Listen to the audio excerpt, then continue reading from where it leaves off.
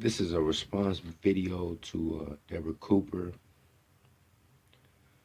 bullshit promoted as femininity and feminine power. This is the view. This is from the viewpoint of a black man who has sit back and watched over the years the end result to this type of philosophy that is laid out in her video.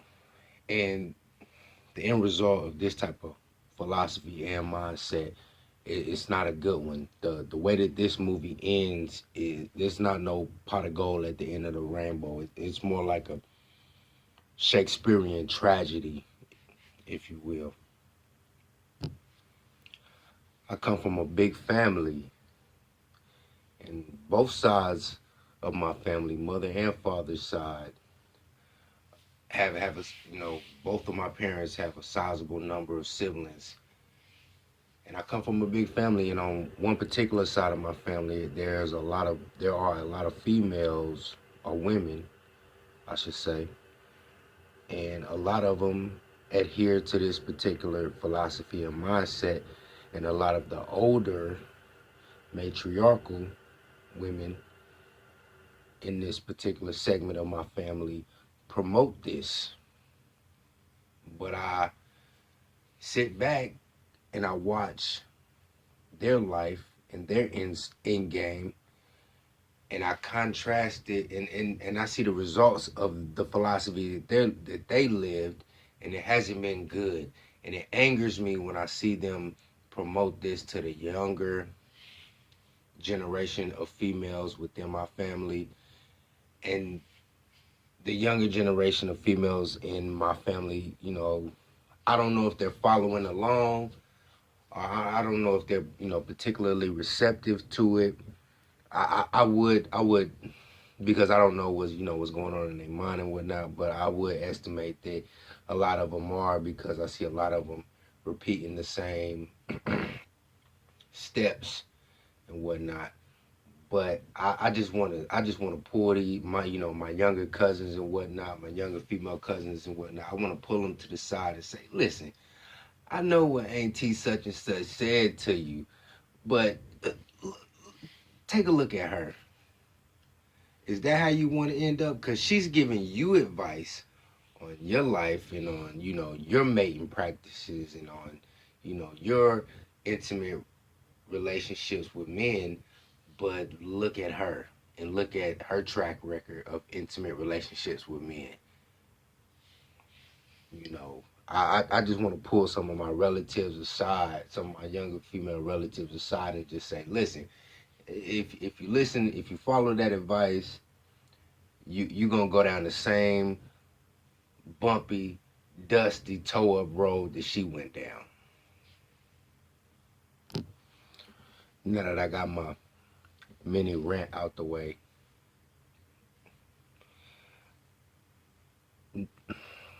traditional gender roles are not a human construct. These are human functions that have been forged in a furnace of biology. These constructs were forged in a furnace as one would forge steel or precious metals, gold and silver, and in the liking. These traditional gender roles were forged as such as a direct response to our environment and the harshness of our environments. It is the byproduct of the human species evolution. Your gender role falls in place because of the best possible scenario of the proliferation of your species.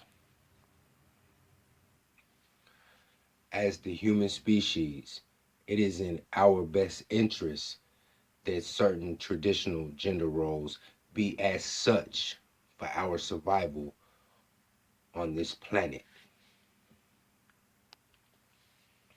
I've made mention of the hunter gatherer human of early civilization and whatnot, and I've referenced this in the evolution of the human species, and also I've heard a couple of female YouTubers pervert this analogy, but I'm not here to address them and whatnot on that particular subject. I just want to make a point, but it bears to repeat. Back when human beings were hunters and gatherers, given the undisputable fact that men are better suited sexually dimorphically, I don't even know if I said that right, but are better suited to do the hunting, you know, go out and stalk and kill wild prehistoric animals who could possibly be hostile and cause you bodily harm so that you can bring back proteins that are needed for, brain growth and whatnot. Since men were better suited to accomplish this task and women were better suited to accomplish other tasks, traditional gender roles fell into place naturally, giving the constraints of a hostile environment. And then from the male standpoint, you had, the invention of better hunting tactics, better hunting equipment, better weapons and whatnot. So you have better strategy, better tactics, better equipment, which eventually evolved into strategic war tactics of conquering other shit and then, building upon a actual civilization because like I said before, civilizations are you know what? I forgot who said this, but I'm not the original guy that said this, but civilizations are founded on war and they are maintained by force. I believe it was SWP who made that point. But civilizations are founded on war and they are maintained by force. Wars that are fought by men and laws and statutes that are enforced by men. So, out of the hunter gathering came military. But I don't want to sit up here and beat on my chest and say we are men. Hear me roar. I really want to get to the biology of these gender constructs. Everything that is psychological is biological. What do I mean by that? Any inclination that comes into your mind, there is a chemical reaction in your body.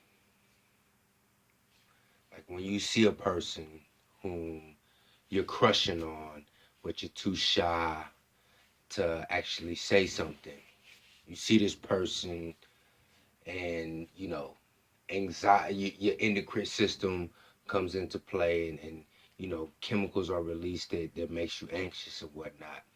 Or let's say if you see someone that you love, you see this person, the inclination comes into your mind that you love this person. You see them, so dopamines and all that are released in your brain, and your endocrine system is at work, so it makes you feel a certain way. Or if another instance, um,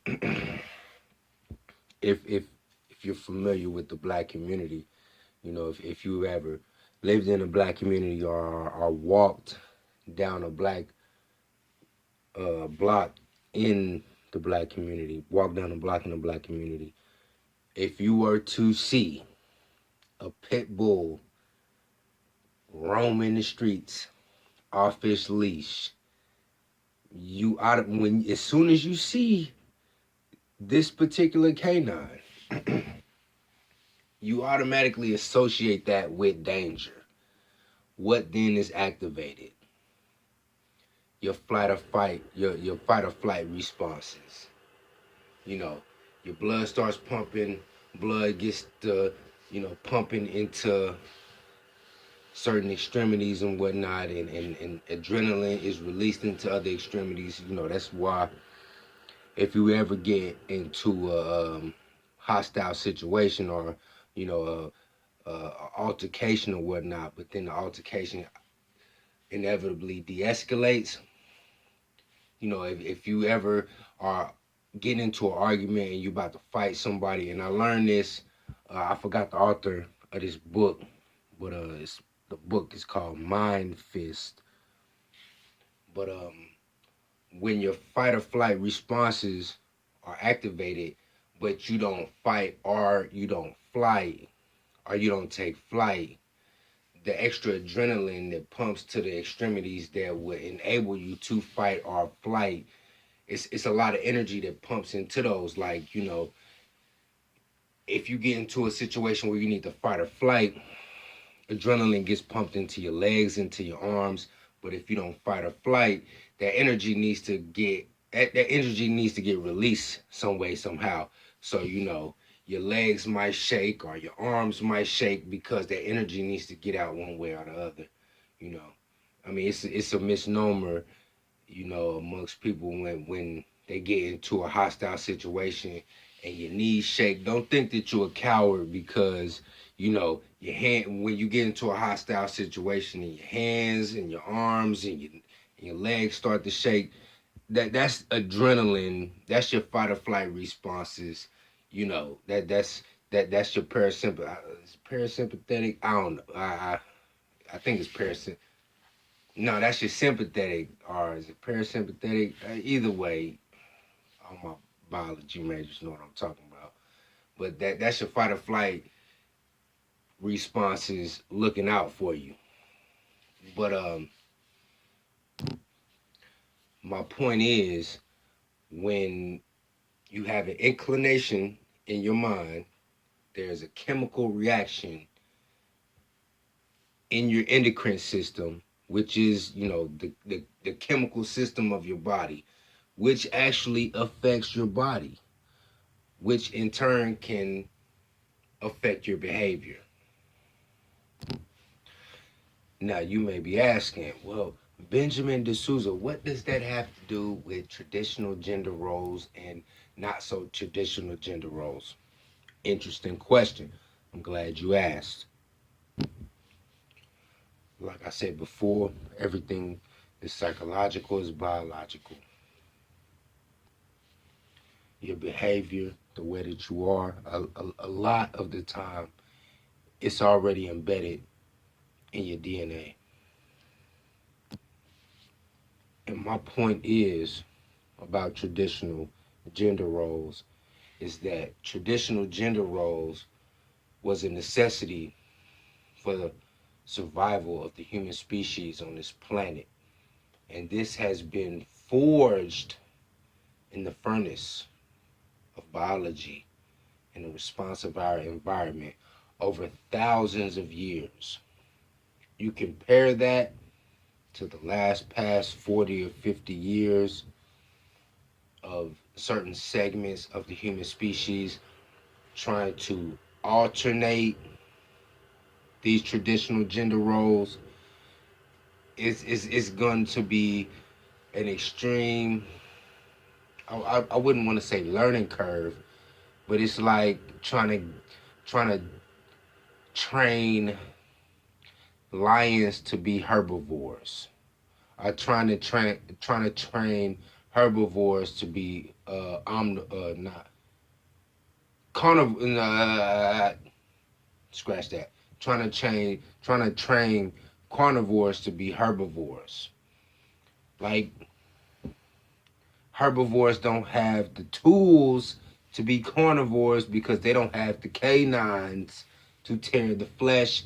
They don't have the enzymes in their stomach to digest the flesh.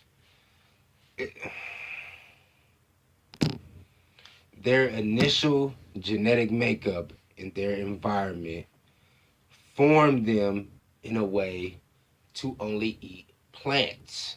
You can't then take a deer and turn him into a carnivore who hunts rabbits. The deer has hooves. Deer doesn't have claws. The deer doesn't have the canines to tear the flesh. The deer has teeth that are conducive to grinding roughage. And when you're talking about evolution, populations evolve, not individuals. Let me say that again. Populations evolve, not individuals. Trying to shatter traditional gender roles and turn the gender roles on its head is like trying to get a right hand person to be left hand dominant. It's possible. It is. I'm not going to say it's not possible.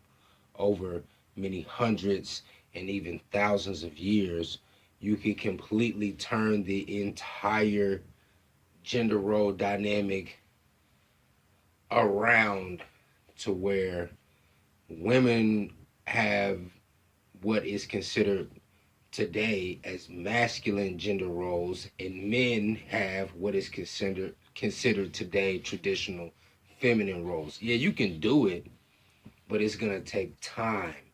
It may take years. Let's say a dominant right-handed person has their right hand amputated. So now they have to learn how to write with their left hand. It may take years for them to actually, learn how to write the entire alphabet with their lesser hand and learn how to sign their name with their lesser hand and whatnot. And they have to they have to just flip everything around, you know. Now put that in the context of gender roles, which the traditional gender roles has been hardwired on the human hard drive for thousands of years. This is not something that is a man-made construct. This is something that biology, that nature hoisted upon us because of our response to the environment that we were living in. Sports analogy, real quick. Super Bowl just passed. For all you people who are familiar with football, you do not take the smallest people on your team and put them on the offensive or defensive line. You don't have 180 pound, 190 pound, 170 pound players as your offensive or defensive linemen. If you have an offensive line where the average weight is 190 pounds to 200 pounds, and opposite of them is a defensive line where the average weight is 290 pounds to 310 pounds, you're going to get your quarterback sacked all day. They're going to get ran over. So in order to keep your quarterback upright, the response to that is you got to put the heaviest, strongest men on the offensive line to protect the quarterback from the heaviest, strongest men on the defense trying to knock him on his ass. Now you may be asking yourself, well, what does this have to do with black folks and gender roles? Let me explain. A lot of you pro-blacks want to get up here and shout from the mountaintop on how Black people are the original human beings on planet Earth. And I won't argue that point with you. I won't. As Sergeant Willie P. coins the phrase, original man status. Our original man status has been validated across the globe by various groups of people. By us being the original man, we had to start from a primitive beginning, working our way up from primitive life to hunter-gatherer to agrarian society to modern society. What I want to focus on is the hunter-gatherer phase of our society, because that took a long time. That primitive and hunter-gatherer phase of human existence, that took a long time, and that embedded a lot of information on our DNA and our genetic hard drive. You can't reverse thousands, maybe even millions of years of downloading such information onto the genetic hard drive of human beings in the course of 40 to 50 years without negative consequences. What are these negative consequences, you ask? That's an interesting question. I'm glad you asked. The way our biology is set up through thousands, maybe even millions of years of existing on this planet, men naturally have more testosterone than women. Women naturally have more estrogen than men. Both men and women have estrogen and testosterone within their system. But when a man has excess estrogen that is conducive to his specific gender, that problems arise. And when women have excess testosterone that is conducive to her gender, problems arise with her. Now, this is a sword that cuts both ways, so for all the females that may come across this video and listen to this particular segment, feel free to flip it and put it in the context of man. But when a woman is put in a situation where she has to take on traditionally, quote unquote, using finger quotes here, traditionally masculine gender roles, in her body, her endocrine system, her chemical system within her body will respond accordingly. When she has to take on more masculine roles to survive, her endocrine system will then respond by producing more testosterone. That will have an effect on her physical being. Not only will it have an effect on her physical being, but it will have an effect on her mental being as well. I don't know if some of y'all might be familiar with this, but I was born in the mid 80s, grew up in the early 90s and whatnot. So as a child, my favorite sitcom was The Martin Show, And what comes to mind when I discuss this is Martin Payne's mother, Mama Payne. That is a classic example of art imitating life. Mama Payne was a highly irritable, extremely moody, highly aggressive older black woman with a thick ass mustache. Oh, and no husband in sight. If you watched all 5 seasons of Martin, you never seen Mr. Payne. And even though Mama Payne was a gross exaggeration of the character and actions of the North American black woman, there is a grain of truth to that. And this type of black woman in particular has, in modern day society, become a black caricature, if you will. You can see this being played out in commercials, whether it's the Pepsi commercial or whether it's Rasputia on the movie Norbert.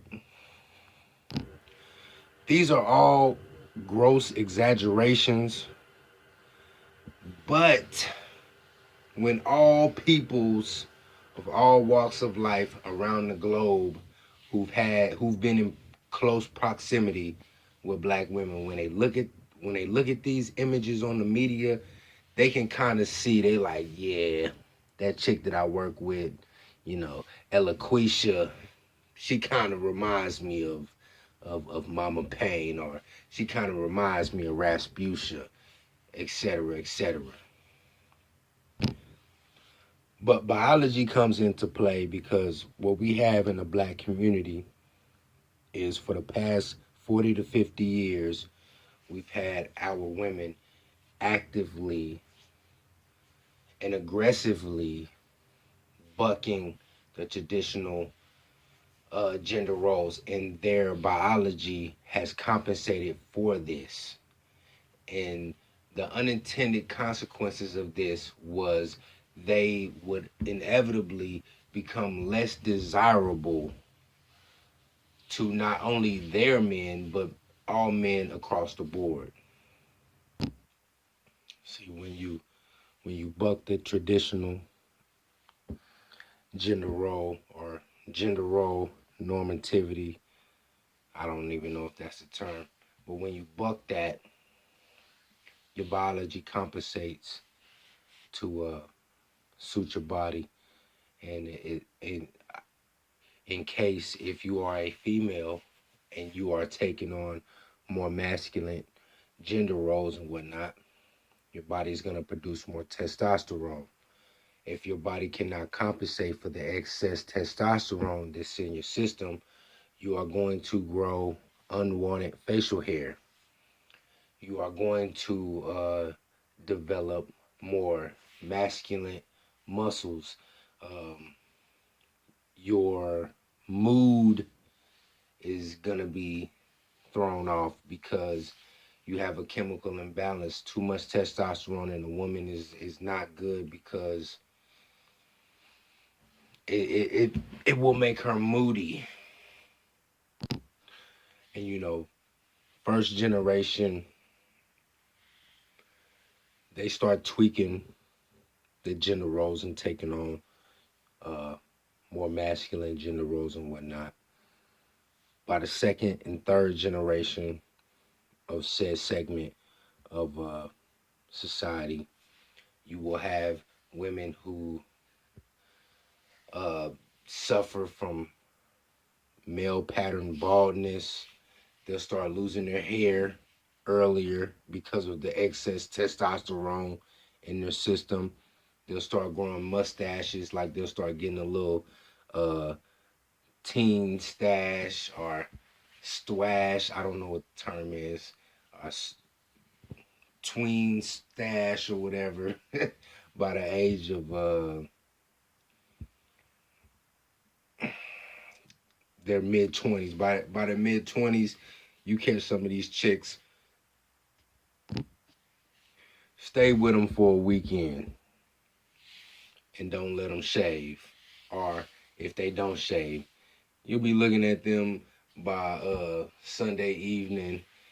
You looking across them at the dinner table and whatnot, and They sitting up here with some with a 5 o'clock shadow on the top of their lip. And you like, what the fuck?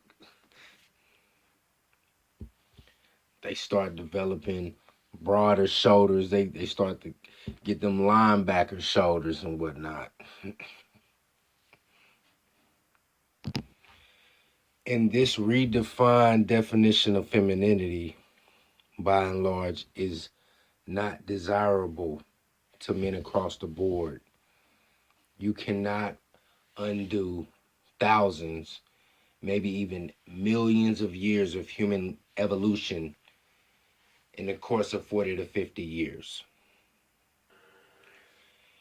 And see, the sad truth is, Miss Deborah Cooper, is that I see women like you every day. I see them in my family. I see them at my workplace. I see them at my school.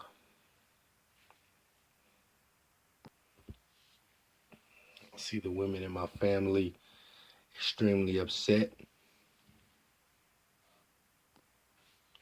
and extremely moody.